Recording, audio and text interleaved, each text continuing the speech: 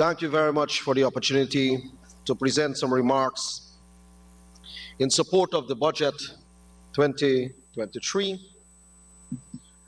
I am a little disappointed that the honorable member who just spoke, the Honorable Mahipal, has left, because I intend to answer every aspect of his speech. And for those speakers that came before him on the opposition side. And I will also ask the Honorable Amanza Walton Desir if she can remain, because I would like to answer some of her utterances. Do not run. We are at a fight here. Mr. Speaker, in my studies when I was in economics class, I came across a term they call hero syndrome. Mr. Speaker, I want to address the issue of mock-up to start with. Now, that particular issue, the notices, the meetings, the offers, everything were communicated to the people that were squatting on the alignment. Mr. Speaker, the opposition leader, the Honorable Aubrey Norton, went there and told the people not to leave and to carry up their offers to figures that do not resemble any reality. Mr. Speaker, hero syndrome is this. It's like a fireman try to start a fire, stoke the fire, and then when the house burned down, come with the hose and try to save it and call himself a hero in the process. That is what the Honorable Leader of the Opposition did with a team with Mr. Speaker. Honorable. The minister is imputing the leader of the opposition is not here, and some of his sentiments are clearly no evidence. If he can produce the evidence of what he's saying. Honorable Minister, I'm listening to him and then I'll rule. Yes. Honorable Minister, you may continue. Did I impugn the opposition member? You haven't infracted on any standing orders. Go ahead. Please do not disturb me. I did not disturb the honorable member Mahipal just now. I am telling you, Mr. Speaker, that is exactly what they did. They tried to play a hero, and they are the ones who told those people to stay there. That's the first thing about Mako. The second thing I want to talk about is this diatribe that I just heard from the honorable member Mahipal about PAC, the Public Accounts Committee. Mr. Speaker, let me tell you what they are doing. They have concocted in their mind, and the most evil thing they want to do is that the years that the APNU and the AFC were in government, the financials for those years from the Auditor General report are tabled, and they want to rush the thing. They don't want timely examination of all the corruption under their government. So what they want to do... Okay, Minister, I'm going to take a firm stand on some of these words, and corruption is one we don't use. Yeah, I just said I'm circulating all of the words again. Mr. Speaker, I am happy that the chairman of the Public Accounts Committee is here, because that is what they are doing. They are rushing the examinations so that we cannot examine it. Mr. Speaker, I came from a finance background. All my life I spent in finance. When you go through the Auditor General report, you will see it in there. It is plain as day. The Auditor General report is one that is published and handed to you, Mr. Speaker. The Auditor General report is handed to the Speaker of this House. It is posted on their website. It is there for public distribution. So who is hiding what? There's nothing to hide. It is out there for the world to see. Another member leaving? I'm sorry. Mr. Speaker, the Honorable Mahipal called two of my colleagues disgrace. The Honorable Anand and Minister Nigel. Mr. Speaker, the APNU and the AFC, that bunch is a disgrace when they try to steal the whole country. That is the disgrace that we face. They are the disgrace. They have disgraced this country and tarnished the image of this country. We are building it back now. Don't come here and lecture us about how to run a country or run a ministry. If we didn't know, the people of this country would not have put us in government, but they voted us and put us in government. He's talking about accountability. Imagine the APNU, a PNC minister, is talking about accountability. When we asked the former finance minister what were the 18 million he had to disclose, he said it was a gift. Never disclosed it until somebody leaked a report. It was leaked, and they're talking about accountability. Where did they hide the $92 billion overdraft that they had in the Bank of Guyana? They hid it. They hid it in the financial statements on the receivables. They have a creditor stashed away in receivables. Mr. Speaker, let me explain to you the evil concoction in that arrangement. Anytime you owe, the central government is to be paid by the Bank of Guyana for current overdraft. It's supposed to be in creditors. They took a creditor, it's a credit balance. They took the creditor and put it on a receivable, which is a debit balance, reducing the net assets of the bank. That is what they have done. Talk about the Omega. You're talking about accountability? Mr. Speaker, I'm sorry that the mayor is not here, but I saw the Region 4 chairman here. They're talking about we're not allowing the mayor to do his job. I'm sorry. If the mayor was doing his job, I'm sorry he's not here. But if he was doing his job, we want to be, myself and Minister Edgell, patching all of the streets in Georgetown, fixing all of the drains. His function. His function. We are fixing everything, all of the holes. We have teams everywhere you go. Check. Right now we're going down to Sandy Bob Street. That we're fixing there. We're in this street, this corner, this drain. We are doing the work. Billions of dollars we are spending on the Ministry of Public Works to do what he's supposed to function as. So I don't understand that we're not allowing him to yeah. I don't understand that we're not allowing him to function. We're glad if he could function, but he don't. Mr. Speaker, I want to touch on this thing that I heard throughout all of the speakers on the opposition side about racial discrimination.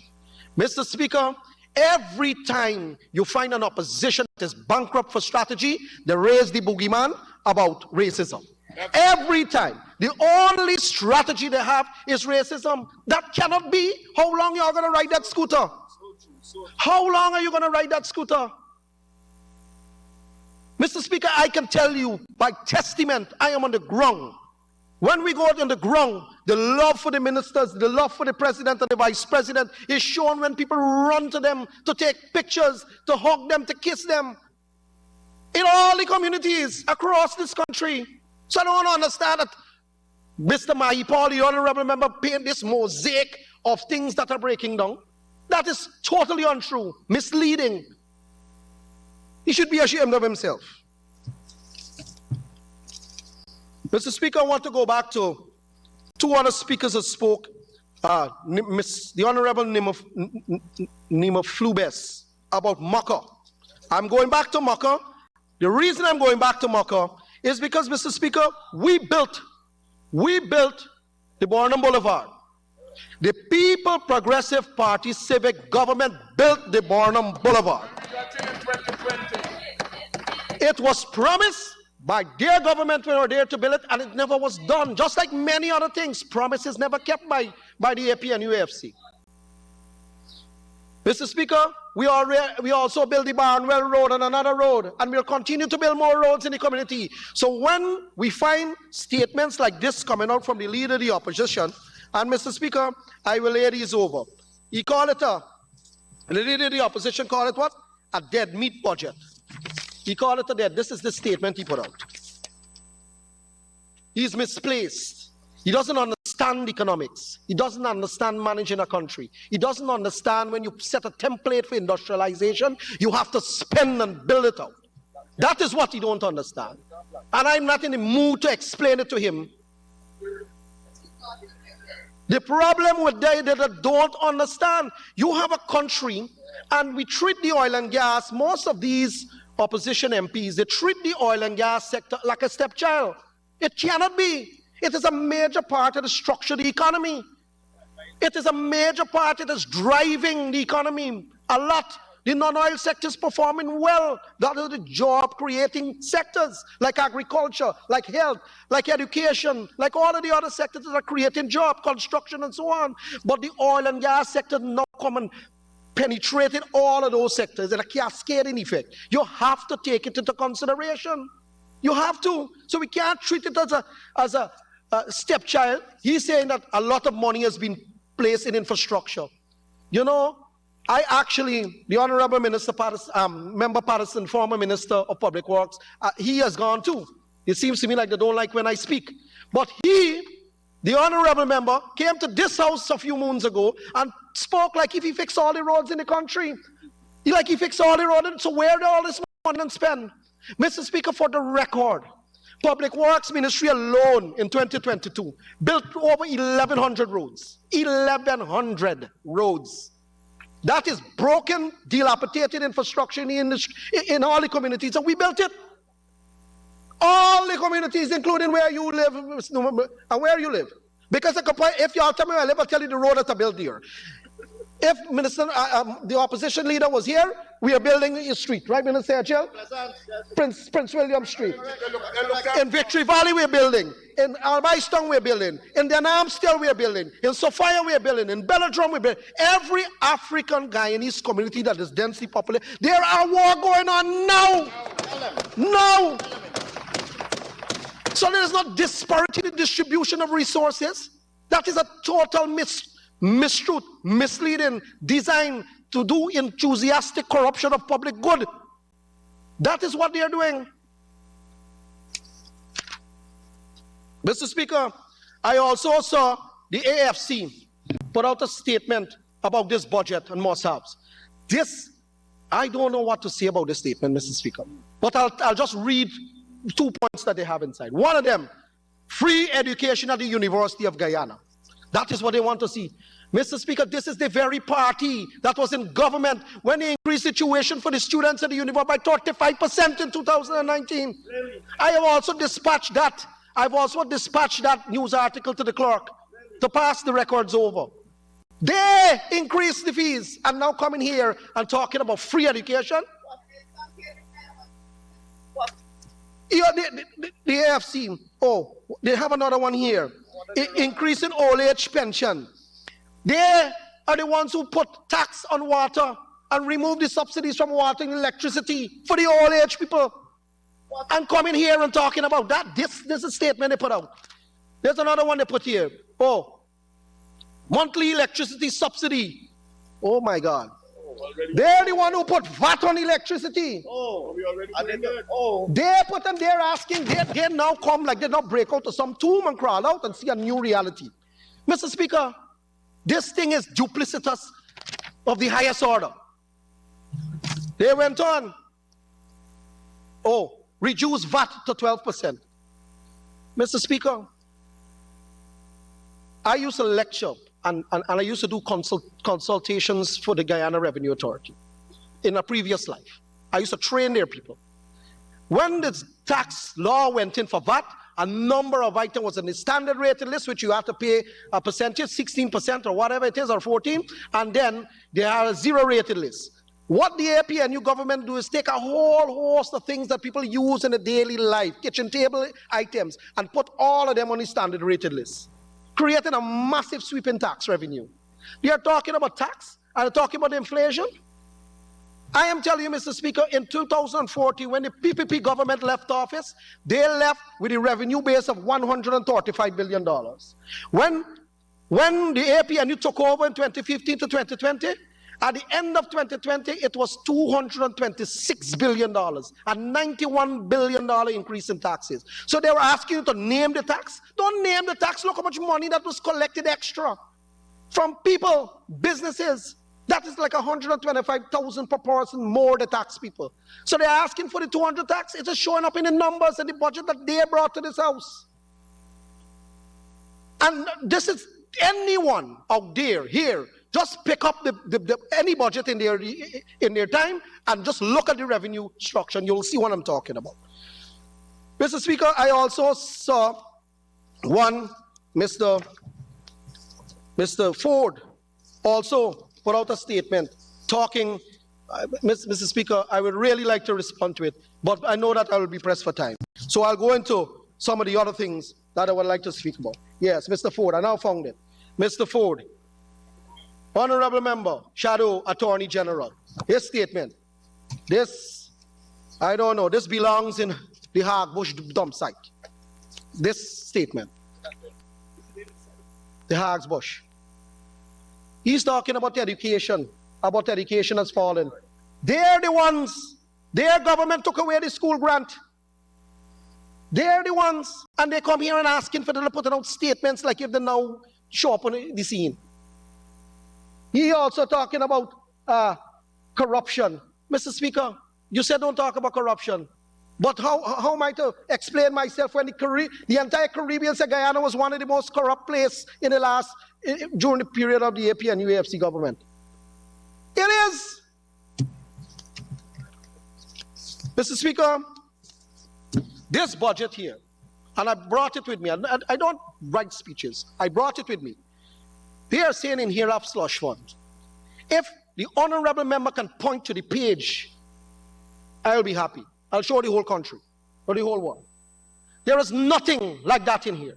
Nothing. And it's there for people to read. You call it slush fund. You call it slush fund. There's no slush fund in here. These are actionable items, programs to deliver for the people of this country. Mr. Speaker, I heard the Honorable Member Amanza Walden Desir spoke of sea and river defense. Something that she has absolutely no idea about.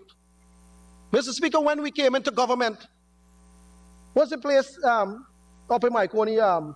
Danzig. My first day in government, I was in Danzig as a minister, washing away. They were in government and allowed the sea defenses to breach, causing thousands of acres of farm that people can't plant up to today because the salt water destroyed the soil. We have put billions of dollars from 2020, 2021, and 2022. Now 2023 is 4.9 billion. I want to say that the entire coastland, all the island, Leg 1, Wakenham, Andrews, Zeeburg, Anna Katrina, Iflot, on the Maikoni stretch, in Barbies, everywhere on the coastal front, we are doing sea defense work. So we don't need her to come here and lecture us about sea defense. She's out of our leagues. Mr. Speaker, just to clarify, the local sum, the local tax from the local treasury for sea defense has increased in the 2023 budget. It is a foreign element that went down. I just wanted to make that clear. Mr. Speaker, I also want to talk about what she said about truth to Guyanese people. The Honorable Member Walden Desir, about truth to Guyanese people. Truth to Guyanese people? Mr. Speaker, I was not a politician. I never came into power. I was a private citizen.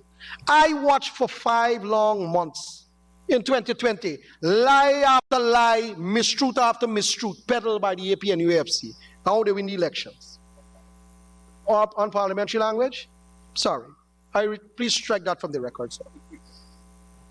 Stories after stories. This issue about the lands as it will be, or the co-op lands, I want to answer that. How the honorable member know is only Afro-Guyanese will be this, lands will be displaced. Don't Indian, don't Portuguese, don't mixed races part of those co-ops too? How is that something that a member of parliament could come here and talk about only Afro-Guyanese will be displaced? Everybody from all different races, all walks of this land are part of this. Everything is the boogeyman of racism, everything. There's nothing else in terms of ideas, nothing else. Mr. Speaker, they talk, the opposition benches speak about always mind the business. And we know everything about them. Mr. Speaker, the Bible, one of the oldest texts, tell you that you must know, as a good commander, you got to know your enemy. You have to know your opposition. You have to study them. Any good commander will understand that. So if anybody minding anybody business, that is the game. That is the life. Because everybody over there is mind me business. I put up my house and so on Facebook and so. Mr. Speaker, I want to talk a little about infrastructure. Infrastructure in this budget is $149.5 billion of capital expense for the Ministry of Public Works. The Ministry of Public Works, that is the allocation. It deals with a massive amount of roads, bridges, and so on. But to hear a statement from the Honorable Leader of the Opposition and Ms. Walton Desir, how big on it's for the boys. Mr. Speaker, the Demerara Harbor Bridge carries a price tag of about $261 million US. We are building that bridge. It's already contracted, construction has begun. Mr. Speaker, 4.2 million trips happened last year to go across the bridge. 4.2 million trips. That's just going over the west side. People come back too, so you got to double that. Are you telling me that those people don't deserve the bridge, that there's a waste of money? Is that what I'm hearing from the opposition members? The roads program, we have about $38.5 billion in miscellaneous roads, which is the community roads that we're building. This year, Mr. Speaker, all of them schemes, what they were talking about, they never did no work, Mr. Speaker, in those schemes. When we came into government, we went to Tushin, we went to Zillot, we went to number 77, we did some in Farm, we did all of the housing scheme, Parafate Harmony, we went in all of them and started building roads, and there's much more to be done. So this year, under that figure, you will see a massive amount of road programs to build out this country. They rightly said that we are an oil and gas economy. We got about $208 billion in terms of oil funds in this budget to support it, and it's going into the community. That is why His Excellency himself is leading that. Going to the community, seeing what is happening and putting the interventions. And this year we'll build more roads than last year, Mr. Speaker. Over 1,200 roads we'll be building throughout this country. Every community will see development. Every community will see development. So for them to come here and say it's big on infrastructure, what else you have to do? You're building a country. How do you build it? Mr. Speaker, which brings me to the other thing. You see, the economic philosophy of the APNU is what is troubling me. They prefer to put the money in the current side of the budget, which they've been doing from 2015 to 2020. They've been bloating the current side of the budget, and they have minuscule amount of capital expenditure. The capital expenditure, Mr. Speaker, is for the roads, it's for the bridges, it's for the hospital, it's for the schools. 1 year, this year alone, we have $387.5 billion as capital spend in this total budget estimates here. That is equivalent to more than the whole 5 years put together in a single year. And we are not shying away from the spending. You have to spend. You have to spend. Mr. Speaker, I want to talk about poverty. I keep hearing they talking about the poor and poor people. All of the members on the opposition side. Mr. Speaker, whenever we go, and the MOM program that they talk about just now, most of those things go to all elder people who can't afford a house, who ain't got a roof, people who are the downtrodden, the poorest of our class. That program goes to helping people like that in our society, the forgotten, that they did not do anything for. That is what that money will be addressing. But I want to talk about poverty. The report that they keep quoting is a 2019 report on the dear government about the 48% poverty line, people under poverty. It's the 2019 report. So I don't know, they come here and like foreign to this idea. Mr. Speaker, I want to spend a little time on... Minister, could you just give us a title page and the note, because it's been often quoted, so I'd like it for the record. I want to talk a little about inflation and cost of living. It seems these days everybody's talking about, like if it's Guyana alone and it's the government's doing. Mr. Speaker, there's 186 page here. This report, I will send it to the Parliament. This is the World Economic Outlook, and the title of this document is Countering the Cost of Living Crisis. It's a document done by the International Monetary Fund, the IMF. This document, every page on it speaks about inflation. Every page. In every country. Mr. Speaker, Guyana, we had 7.2 at the end of 2022. 7.2%. Our neighbor right next door to Molson Creek in Suriname was 35% inflation rate. Next door, we're fighting with Essequibo. Venezuela, they are 220%. Mr. Speaker, so I don't understand. They are telling us, it seems like Guyana is an island of excellence in the sea of mediocrity. We are connected.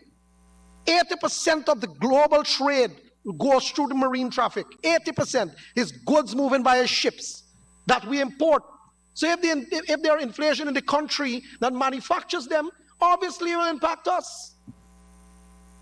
Mr. Speaker, Jamaica, 9.5% inflation. Barbados, 10% inflation. The Netherlands, 12.8% inflation. The UK, 11.3%. The US, 6.4%. Mr. Speaker, last year the US saw inflation rate reach the highest in 4 decades. So this is not an isolated problem, it's a global issue. And I wanted to make that point because it seems that it's only us in Guyana is suffering from this inflation. Mr. Speaker, the World Bank publishes a document they call the Pink Sheets. And I will send this to your office as well. It's called the Pink Sheets. Mr. Speaker, I want to read a couple of them from this Pink Sheet to let the House understand and those who are viewing understand what is happening with commodities. Mr. Speaker, the crude was 61.4 US per barrel in 2019. At the end of 2022, it was 90.3 US per barrel, an increase of 47%. But Mr. Speaker, during the year of 2022, between April and June, crude price went to $110 per barrel, and that was a 79% increase. So when the energy costs increase, when prices for oil increase, it's a cascading effect throughout markets, all financial markets. It affects stocks, it affects everything. And that is not me saying it, that is the World Bank Pink Sheets saying it, not me. Mr. Speaker, I want to also talk about natural gas. In 2019, the US index at the spot price at Henry Hub in Louisiana, it was $2.57 per MMBTU. That's how they measure. That went up at the end of 2022 for 5.62 US dollars for MMBTU. That is a 118% increase. It's worse in Europe, Mr. Speaker. In Europe, the natural gas index in Europe had for 2019 $4.80, and it closed in 2022 at $39, a 712% increase. Natural gas is used for many, many things, including the manufacture of fertilizer. So, Mr. Speaker, fertilizer also went up, and that is what farmers use. Phosphate went up, rock phosphate went up, urea went up. Mr. Speaker, palm oil that you use to manufacture so many things, and we use in Guyana. We make shortening, we used to make bread, pastry, we have butter, we do all kind of things, cakes, everything. From $601 in 2019, at the end of 2022, it was $1,634, a 173% increase. You tell me how is that going to factor into the price of the good when it's selling on the shop? It must take the price up. Do we plant palm oil in Guyana? Do we refine it? No. Same thing for soybean oil. Soybean oil was 765 US for a metric ton in 2019. It gone up at the end of October of last year. It was 1,576 US per metric ton, a 106% increase. That is what is happening to the commodities market. And Mr. Speaker, again, it is not me. This is a World Bank report I'm calculating the percentages on. They issue the Pink Sheets. Mr. Speaker, urea went up by 159% from 2019 to the end of last year. Phosphate rock went up by 260% from 2019 to 2022 era. That is the kind of increases we are seeing globally. It is not a Guyanese, it just affects Guyanese. And I wanted to talk about this inflation issue because they keep talking about cost of living, cost of living. Yes, cost of living gone up, but it's not here, it's everywhere. There are countries that are facing famine. The intervention that we have done in this budget, Mr. Speaker, is not a mere $5 billion. Allow me, Mr. Speaker, allow me. We have I just talk about the fuel. Do you know that all of that fuel that we use at GPL to power this country, all of it, we have to subsidize. The money is completely used up. We have not transferred that cost to the electricity bill, and it's costing our government $17 billion because we removed the excise tax from the bill, from the import costs. Mr. Speaker, the expansion of the part-time jobs program, that is direct employment for people. That is $10 billion. Mr. Speaker, other cost of living measures, which is the $5 billion what she was talking about, but it's not that alone. We also have the extension of the freight cost adjustment that we normally. As we are on extension, you will need one to conclude.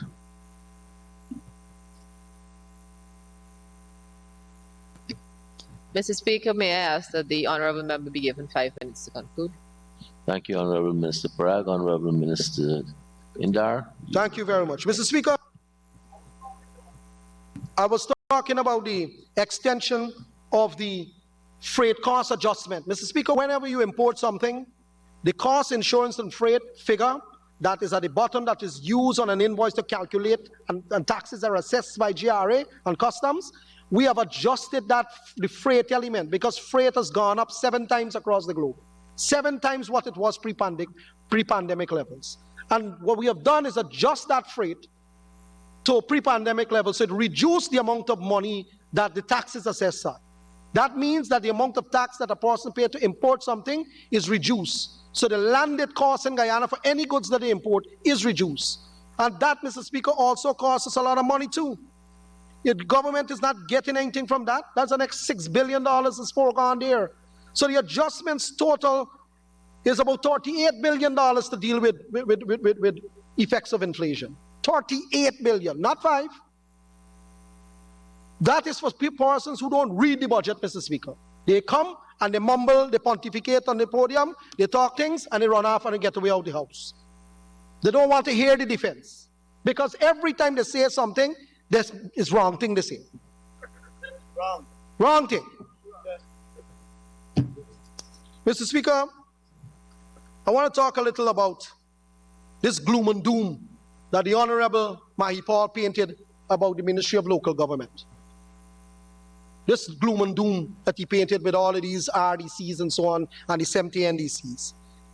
Mr. Speaker, I have known Minister Nigel and Minister Anand. They are workhorses. They're on the ground, they go to places, they'll never see ministers under the APNU government, never. They go to places everywhere in the interior to meet with our Amerindian folk, to bring intervention throughout the ministry. So he, the honorable member, can't speak about those, my colleagues, in that manner, because it's not true. It's not true. He also said, Mr. Speaker, if we feel good in our AC cars and so on, and our security guard, Mr. Speaker, the same goes for him. And the APNU and the AFC government, when they fire them 7,000 workers from Gaisuku, the same goes to them. The same thing, were they nice in the car and the house with security guard when those workers were struggling? When some of them commit suicide because they can't go home and take salary to their wife and to mind the children?